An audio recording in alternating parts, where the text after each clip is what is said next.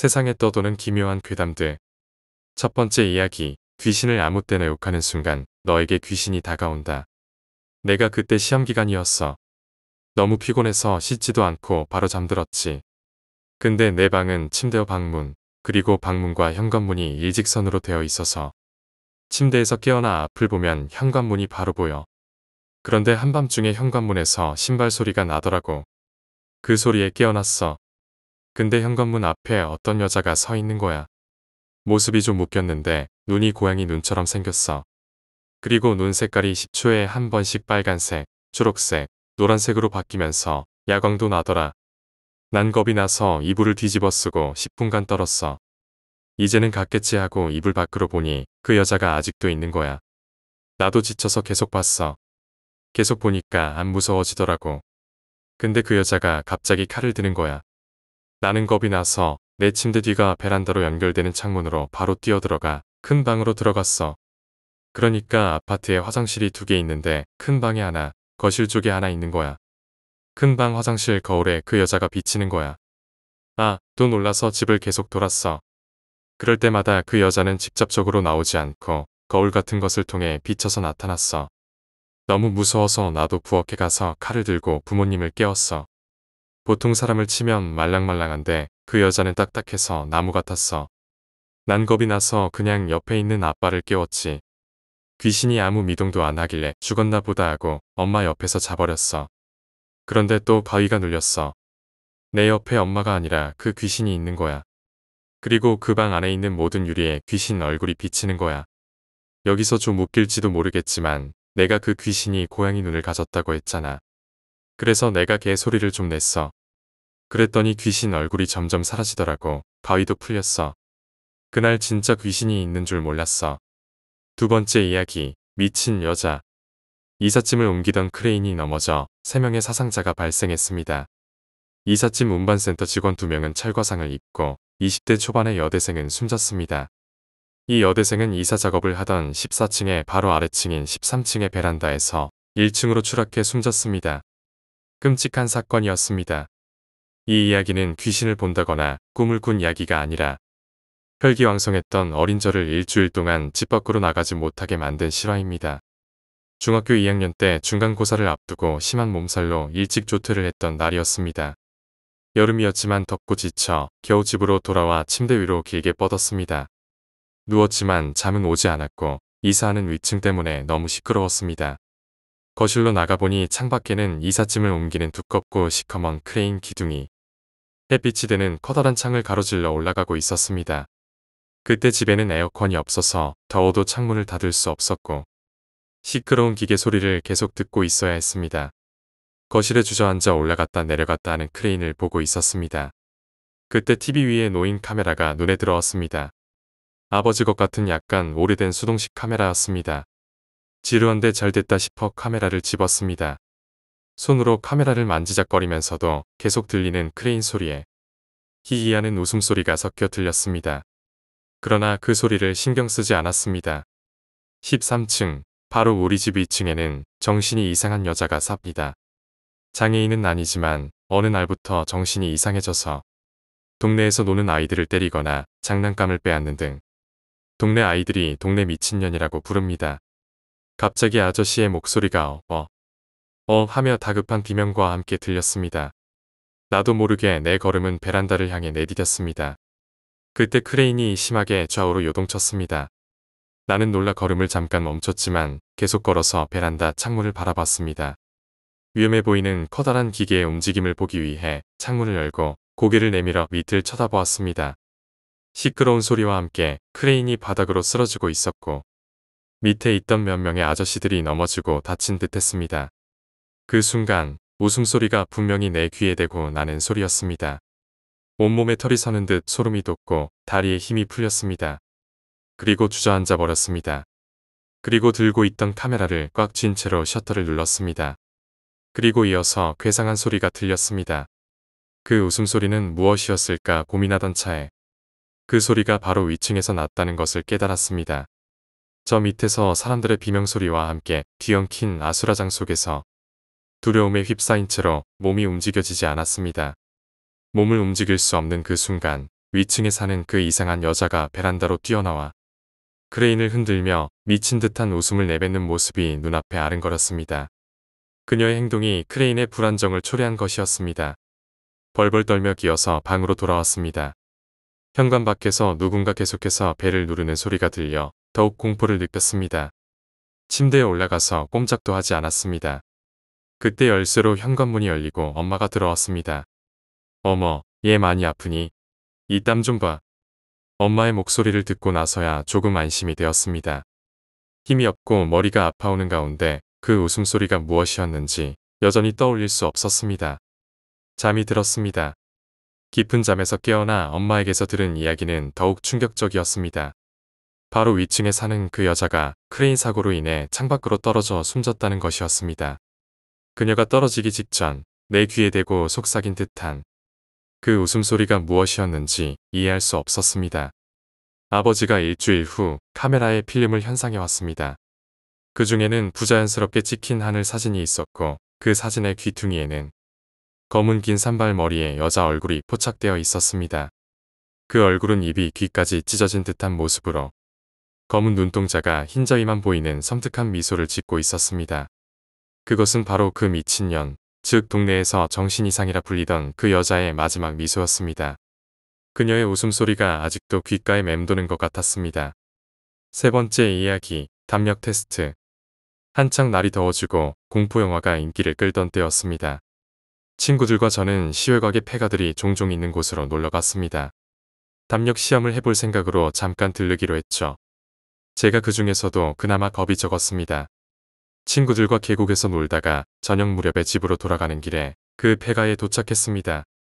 폐가라기보다는 빌라 같은 건물이었는데 돈이 모자라서 지으려다만 건물이었습니다. 회색 건물 곳곳에 철근이나 나무 자재가 버려져 있었습니다.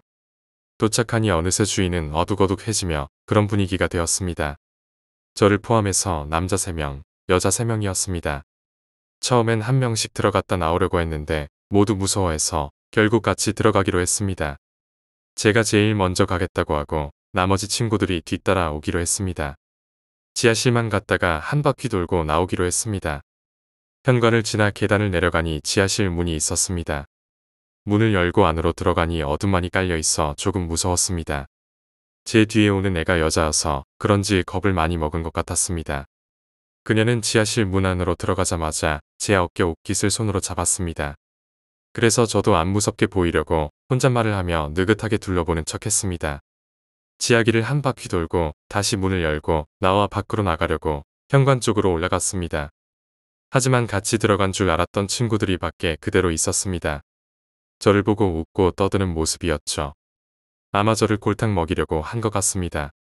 그런데 저는 분명히 지하실 문 안으로 들어갔을 때부터 나올 때까지 제 어깨에 올려진 손이 느껴졌습니다. 그것이 귀신일까요? 아니면 너무 긴장해서 제가 착각한 걸까요? 네 번째 이야기, 귀신 분장. 대학생이 된 저는 술이나 뭐든 많이 마실 즈음이었습니다. 한 번은 우리 동아리와 다른 동아리가 함께 강원도의 산골에 술파티를 하러 갔습니다. 그 산에 전설이 있다고 들었는데 술에 취해서 그 이야기가 잘 기억나지 않습니다. 그때가 8월 초였고 방학이라 마음껏 놀고 마시기로 했습니다. 4박 5일 동안 경치 좋은 곳에서 시간을 보냈습니다. 2일 동안은 마시고 수영하고를 반복했습니다. 동아리 형들이 담력 훈련 같은 것을 하자고 제안했습니다. 2명이 한 조가 되어 산 중턱에 있는 초 하나를 빼오기로 했는데 저는 귀신 역할을 맡았습니다. 프랑켄슈타인 같은 모습이었죠. 중반에 나오는 역할이었고 다른 동아리 사람들도 몇 명 참여했습니다. 저는 모르는 사람과 한 조가 되었습니다. 그 친구는 바지 대신 검은색 포대기를 입고 다리 없는 귀신을 연기했습니다. 우리는 힘을 내서 기다렸습니다. 그런데 올라가는 동안 그 친구는 한마디도 하지 않았습니다. 저 혼자 열심히 놀라게 하고 그 다른 동아리 친구는 그저 구경만 했습니다.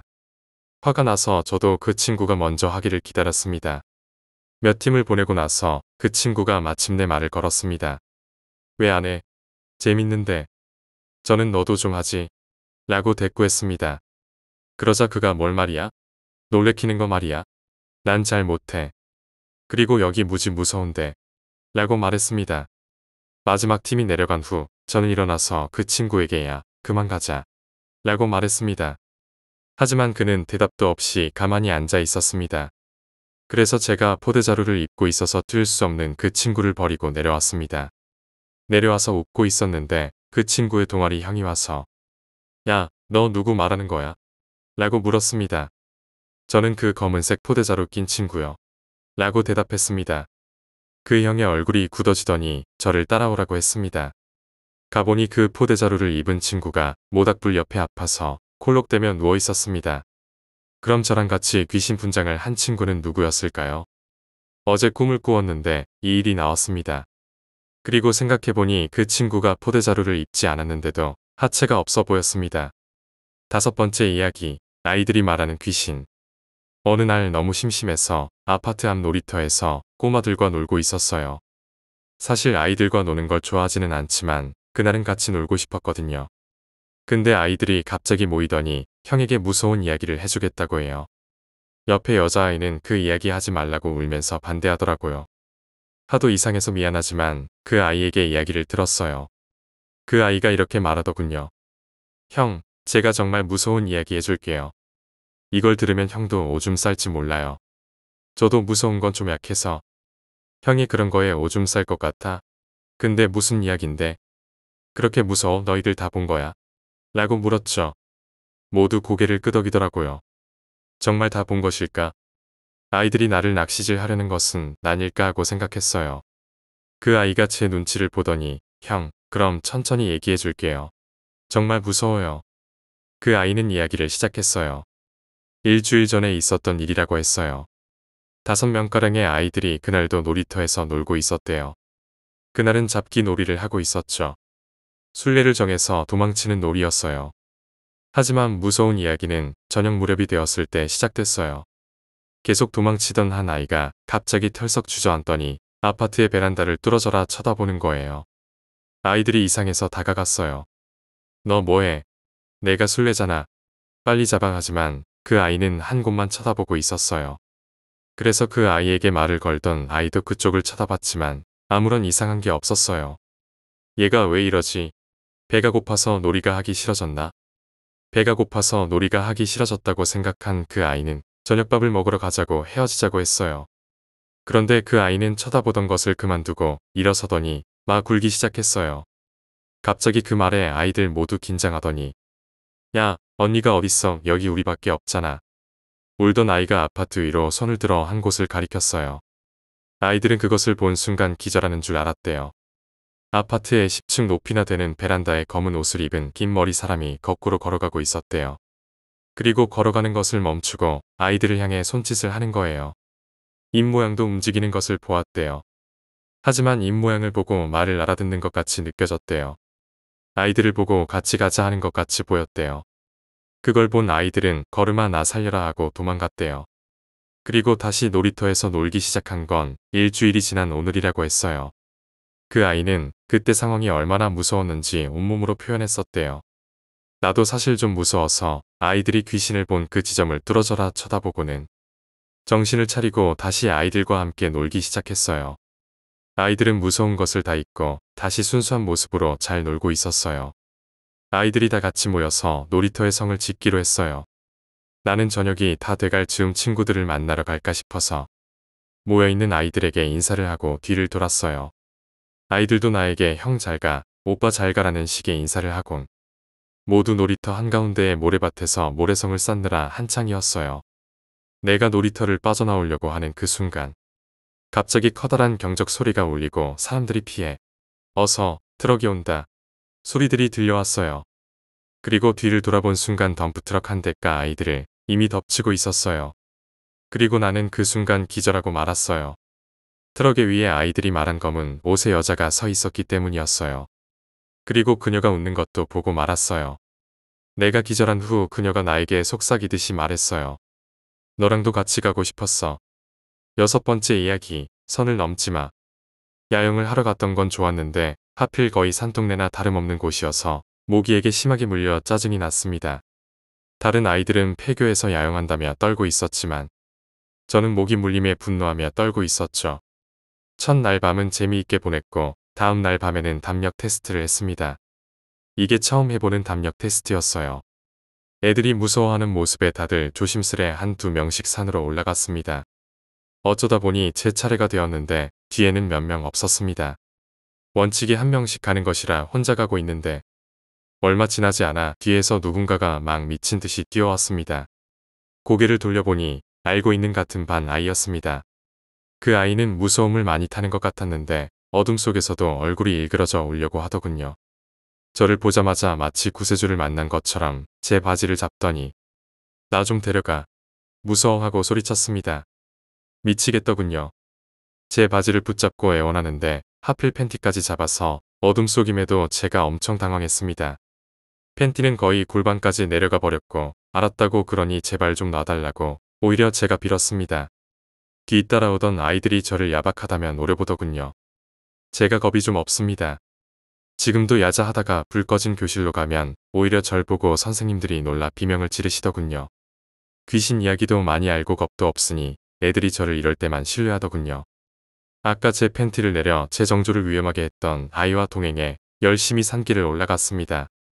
그 아이가 저보다 키도 크고 덩치도 있는데 제가 학년에서 손꼽힐 정도로 작고 왜소한 체형이었기에 저를 거의 잡아먹을 듯 잡고 갔습니다. 지금 생각하면 웃깁니다.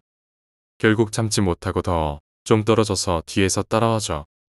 놓고 안 갈 테니까라고 말해 그 애에 들러붙는 것을 막았고 그 아이는 바들바들 떨며 제 뒤에서 따라왔습니다.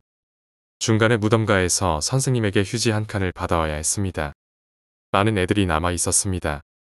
그런데 하필 제 차례에 휴지가 떨어졌습니다.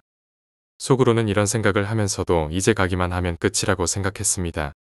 모기와도 이별하고 저에게 붙은 거머리 같은 아이와도 이별하게 되어 기분이 좋아져서 느긋하게 걸어갔습니다. 그런데 이상하게 밤중에도 잘 보이도록 형광빛 비슷한 노란 줄이 길 왼쪽에서 계속 이어지더군요. 그 선을 붙잡고 어둠 속에서 조심조심 내려가다가 무심코 옆을 보니 불빛이 보였습니다. 문득 이 노란 줄을 넘어서 곧바로 불빛을 향해 가면 더 빨리 갈 수 있겠다고 생각했습니다. 그러나 뒤에서 이런 목소리가 들렸습니다. 그 선 넘지 마. 침착하면서도 착 가라앉은 듯한 목소리였습니다. 그 목소리가 아까 제 팬티를 부여잡고 무서워하던 애 같지 않아서 왠지 그 말을 들어야겠다는 생각이 들었습니다.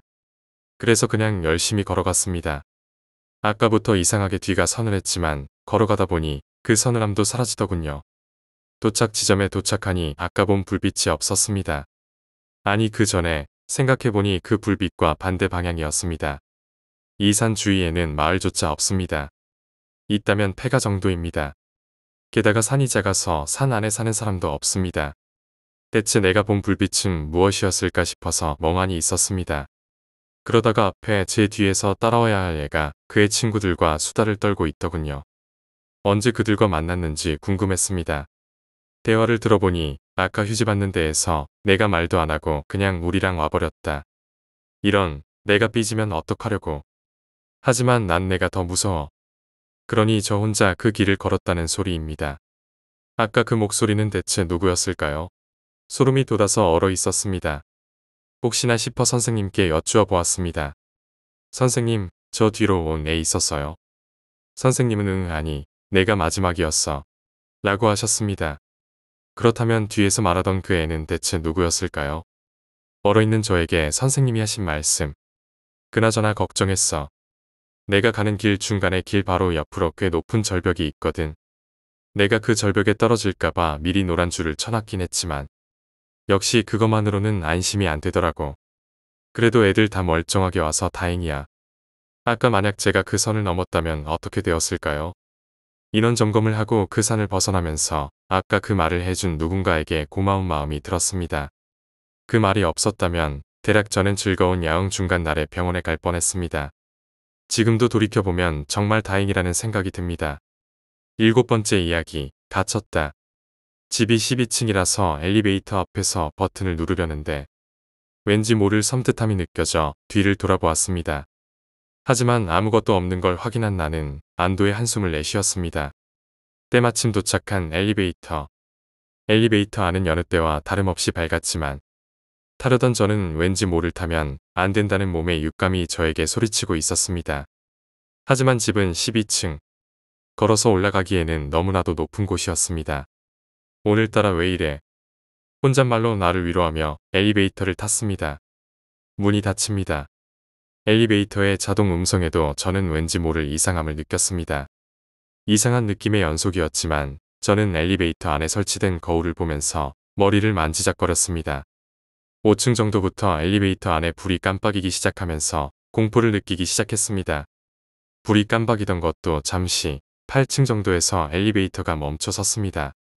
덜커덩이란 소리와 함께 나의 시야에서 불빛도 사라졌습니다. 엘리베이터가 정지해버린 것이었습니다. 처음 느껴보는 공포, 밀폐된 공간에서의 갇힘, 컴컴한 주변이 나의 심장을 더욱 뛰게 만들었습니다. 난 두려움에 무심코 소리를 내뱉었습니다. 나의 이성은 엘리베이터 안에 있는 반짝이는 것을 누르게 만들었습니다. 아저씨, 저 106동 엘리베이터인데요. 갇혔어요. 난 공포와 흥분감에 엘리베이터에서 소리쳤습니다. 허나 나의 기대를 저버린 목소리가 스피커에서 들려왔습니다. 학생 장난치지 말고 집에 들어가. 지금 몇 시인데. 엘리베이터에서 장난을 치고 그래. 난 순간 어이가 없었습니다.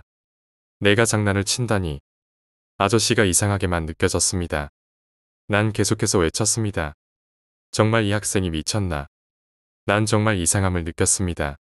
왜냐하면 우리 동 엘리베이터는 엘리베이터 안이 보이게끔 감시 카메라가 설치되어 있는데 나의 의미 없는 소리는 계속해서 엘리베이터 안에서 울렸습니다. 순간 엘리베이터가 조금씩 움직이는 것 같은 착각이 들었고 난 두려움에 엘리베이터 구석으로 가서 주저앉았습니다. 엘리베이터 입구부터 못으로 칠판을 긁는 듯한 소리가 들렸습니다. 난 두려움에 질려 고개를 무릎에 묻었습니다. 긁는 듯한 소리가 엘리베이터 입구에서부터 벽을 타고 나에게로 오기 시작했습니다. 난 숨을 죽인 채 가만히 있었습니다. 소리가 무릎에 얼굴을 묻은 내 머리 위로 지나갔습니다. 난 아무것도 할 수 없었습니다. 막연한 공포감이 나를 사로잡았습니다. 소리가 다시 입구 쪽으로 가더니 사라져버렸고 엘리베이터가 순간 다시 움직이기 시작했습니다. 난 계속해서 머리를 무릎에 묻고 움직이지 않았습니다. 12층입니다. 이 짤막한 안내기계음이 들리는 순간 난 고개를 들고 엘리베이터 안을 뛰쳐나왔습니다. 집 앞에서 미친 듯이 문을 두드렸습니다. 누구세요? 어머니의 목소리가 들렸습니다. 난 하지만 목소리조차 나오지 않을 정도로 놀라 있었습니다. 계속해서 두드리자 어머니가 문을 열었습니다. 난 엘리베이터 안에서의 일을 어머니께 모조리 말씀드렸습니다. 물론 경비 아저씨의 무성의함도 말했습니다. 어머니는 화가 나신 듯 소리쳤습니다. 이 미친 경비가. 같이 경비실 가자. 난 어머니와 함께 경비실로 갔습니다. 경비실에는 경비원이 앉아 있었습니다. 내 아들 갇혔는데 그딴 식으로 말한 게 너야. 어머니는 들어가자마자 소리를 질렀습니다. 경비 아저씨에게 한참을 욕을 퍼부었습니다. 아저씨도 상기된 표정으로 말했습니다. 이유나 알고 욕 좀 먹읍시다. 어머니는 나에게 자초지종을 말하게 했고 난 내가 겪은 일을 말하자. 경비 아저씨는 웃는 것이었습니다. 그러고 나서 자신의 입장에서 이야기를 하기 시작했습니다. 꾸벅꾸벅 졸다가 벨소리에 화들짝 놀라 카메라를 보았더니 엘리베이터 안에서 벨을 누르는 저를 보시곤 놀라 잠시 정신을 차리고 쳐다보니 제가 갇혔다고 구해달라고 말했다고 아저씨는 황당했습니다. 왜냐하면 엘리베이터 안은 불이 환하게 켜져 있었다고. 그리고 아저씨가 내가 갑자기 구석에서 쭈그리고 앉아 걱정되어 계속 쳐다보고 있으니 웬 여자 한 명이 타서 제가 장난친 걸 확신했다고 했습니다. 그 여자가 벽을 손으로 쓰다듬는 듯한 모습은 이상했지만 안심하시고는 볼 일을 보셨다고. 하지만 저는 불이 꺼진 엘리베이터 안에서 기이익 소리를 듣고 있었습니다. 지금 생각하니 손톱으로 쇠를 긁는 듯한 소리였습니다. 저는 지금도 엘리베이터를 탈 때면 항상 두려움에 휩싸입니다. 8번째 이야기, 미친년들을 조심해. 저희 집은 개인주택입니다. 저희 집 앞에는 삼겹살집이 하나 자리 잡고 있습니다. 이 식당은 예전에 부모님이 운영하셨던 곳입니다. 하지만 위치가 좀 애진 곳이고 식당가도 아니어서 사람들의 발길이 드문 곳이라 부모님께서는 그 식당을 다른 사람에게 넘기셨습니다. 그리고 그 식당 뒤에 있는 집에는 아직 우리 가족이 살고 있습니다. 새로운 식당 주인은 정말 착하고 친절한 분이셨지만 식당의 위치 조건이 좋지 않아서 장사가 잘 되지 않아 또 다른 사람에게 넘기셨습니다. 그 다음으로 온 식당 주인이 제가 말하려는 악질 사이코입니다. 새로운 사람이 식당을 맡게 되자 저는 몇 달 못 버티고 또 나가겠지. 이런 생각을 하며 별로 신경을 쓰지 않았습니다. 처음에는 그 여자가 괜찮은 사람처럼 보였어요. 인상이 좀 구미호 같기는 했지만 전라도 출신이고 늙은 노모와 함께 식당 일을 하는 것 같았습니다. 우리 부모님도 아무래도 앞집이다 보니 서로 좀 왕래도 하고 음식도 좀 나눠주고 인사도 가끔 했습니다. 하지만 한 가지 흠이 있다면 이사 온 지 열흘이나 됐을까 그 여자가 노모를 거의 학대하더라고요. 뭐 엄마가 그 모양이니 내가 고생을 하니 어쩌고 저쩌고. 그 여자 목소리가 참 앙칼져요. 악을 쓰는 것 같이. 그냥 노모와 뭔가 트러블이 있겠다 싶어서 우리 가족 모두 그냥 넘겼습니다. 그러나 그 후로 그 횟수가 늘면서 열흘에 한 번, 5일에 한 번, 3일에 한 번씩 싸우더라고요. 아니, 싸운다기보다 노모를 구박하는 거죠. 잘 들어보면 구박하는 내용도 사이코 같아요. 가끔 뭐도 집어던지고 웅성거리기도 하고. 상황이 이렇게 되자 부모님께서도 이 여자를 나쁘게 보시기 시작하셨습니다. 그런데 한 가지 사건이 터진 날, 일요일이었습니다. 저희 엄마가 회사에서 일하시느라 한 달에 한두 번 오시는데 그날은 3일 집에서 쉬셨습니다. 엄마께서 빨래를 널던 도중 그 여자네 것으로 추정되는 자전거가 우리 집 빨랫줄 경로를 막고 있었습니다.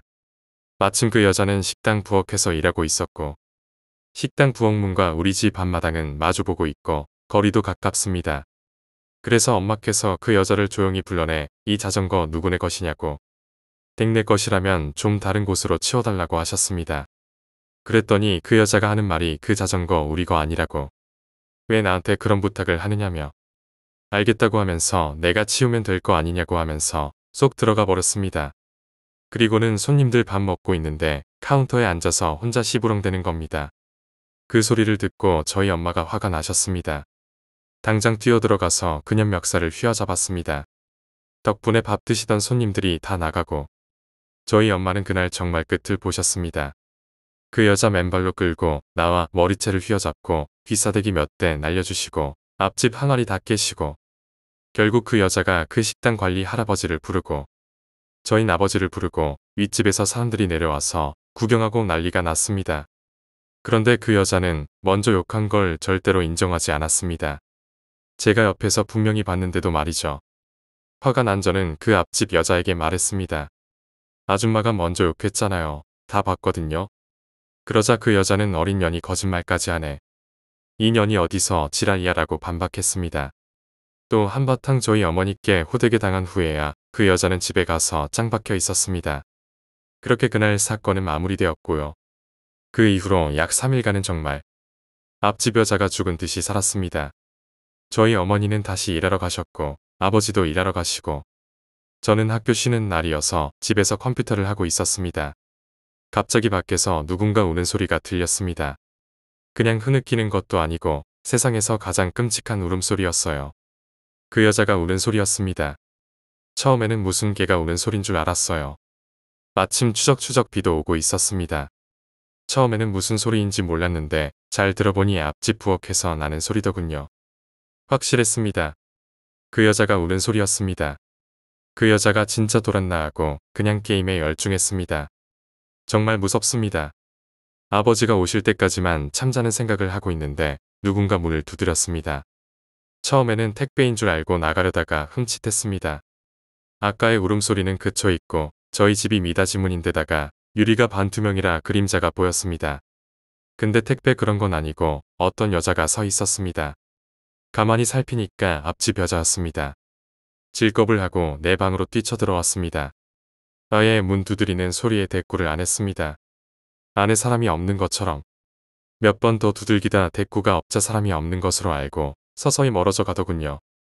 그날 저녁 한 8시쯤에 또 와서 두들기고 가고 다시 대꾸가 없자 그냥 갔습니다. 아빠는 동창회에서 11시에 오셨고 그날 밤은 무사했습니다. 문제는 다음 날이었습니다. 학교에서 야자를 안 한 탓에 비교적 일찍 집에 왔습니다. 아빠도 집에 계셨고요. 제가 좀 청각이 좋은데 어제 같은 울음소리가 또 나는 겁니다. 앞집 부엌에서요. 또 무서웠습니다. 급히 안방으로 가서 아빠와 TV를 보던 도중 9시가 좀 지났을까. 밖에서 문을 두들기는 소리가 들렸습니다. 전 그 여자일 거라고 확신했습니다. 이윽고 아빠가 문을 열러 나가시는데 엄청 불안했습니다. 괜시리 아빠께 가지 말라고 할 수도 없는 노릇이고. 아빠가 문을 열었는데 거기엔 반실성한 그 여자가 칼을 들고 서 있었습니다. 칼도 정말 무식한 것, 무슨 사시미도 아니고 회를 뜨는 칼이었습니다. 한 30cm는 넘어 보였습니다. 머리는 부시시하고 동공은 허공을 헤매고 손은 시퍼런게. 핏줄이 다 보이고 무엇보다 혐오스러운 건 그 여자 입가장자리에 붙어서 입을 벌릴 때마다 늘어나는 허연 액체였습니다. 그 여자는 아빠께 아저씨, 나 지금 죽으러 왔어. 나 좀 죽여줘 라며 칼을 휘두르며 말했습니다. 아빠는 놀라셔서 그 여자를 힘으로 제압한 뒤 칼을 뺏고 에어컨 환풍기 밑에 숨기셨습니다. 저보고 그 여자를 잠시 붙잡고 있으라 하셨습니다. 정말 그러기 싫었지만 그 여자 손목을 잡고 제압하고 있었습니다. 그 사이 아빠께서 경찰에 신고를 하고 그 여자는 연신 절 올려다보며 입으로는 뭔가 뻥긋뻥긋 그 면상 갈아버리고 싶었습니다. 입으로는 뭘 처먹고 처바른 건지 악취가 나서 구역질이 나고 역시나 허연 액체는 무엇인지 추정조차 안 가는 상황이었습니다. 경찰이 출동해서 그 여자를 경찰서로 끌고 가려 했을 때는 그 여자는 아예 정신이 나가서 경찰관들에게 듣도 보도 못한 욕을 퍼부으면서 저항을 했습니다. 그야말로 생지옥이었습니다. 다음 날 아빠께서 경찰서에 가서 진술을 하시고 그 여자를 법적으로 입건시키느냐는 경찰관의 물음에 아버지는 그냥 한 번만 풀어달라고 하셨습니다. 정말 이해가 가지 않았습니다. 그날 그 여자의 노모는 우리 집에 와서 그 회 뜨는 칼을 달라고 했습니다. 칼이 그것밖에 없다며 어서 달라고 했죠. 그 노모는 끝까지 우리 아버지에게 이해해달라고 했습니다. 생명까지 위협받은 상황에 대체 무엇을 이해하라는 건지. 그 여자가 그런 이유가 저희 어머니와 싸웠을 때 아버지께서 좀 심하게 나무라고 뭐라고 하셨기 때문에 그런 것 같다고 했습니다. 남편도 없이 혼자 사는데 게다가 저희 어머니에게 뺨을 그렇게 맞았으니. 하지만 당연한 처사 아닌가요? 시도 때도 없이 노모를 구박하다 못해 부려먹고 학대하고 그 칼칼하고 역겨운 목소리로 매일 떠들어대니 소음은 물론이고 거기에 뻔뻔함과 싸가지, 이웃에 대한 배려는 눈 씻고 찾아도 찾아볼 수 없으니. 그치만 그 칼 들고 우리 집 찾아온 사건은 정말 이해가 가지 않습니다. 개가 흐느끼는 듯한 누름소리도 징그럽습니다. 혐오스럽고 이 여자 이사도 안 가네요. 이제 거의 1년이 다 돼가요. 요즘도 3일에 한 번 맨날 노모와 싸웁니다. 참다 못해 아버지가 가셔서 조용히 좀 살자고 하니까 되려 큰소리치며 욕했다는. 행여나 그 여자가 우리 가족에게 앙심을 품고 해코지하면 어쩌나 하는 생각에 밤에 잠 못 이룰 때도 많습니다. 여러분, 주변에 이런 악질 사이코 살면요. 눈에 안 띄는 게 최선의 방법입니다. 사이코는 맞서면 맞설수록 해치려고 하거든요. 그냥 눈 감고 참으세요. 그게 최선입니다. 저처럼 사이코를 만나지 않길 바라면서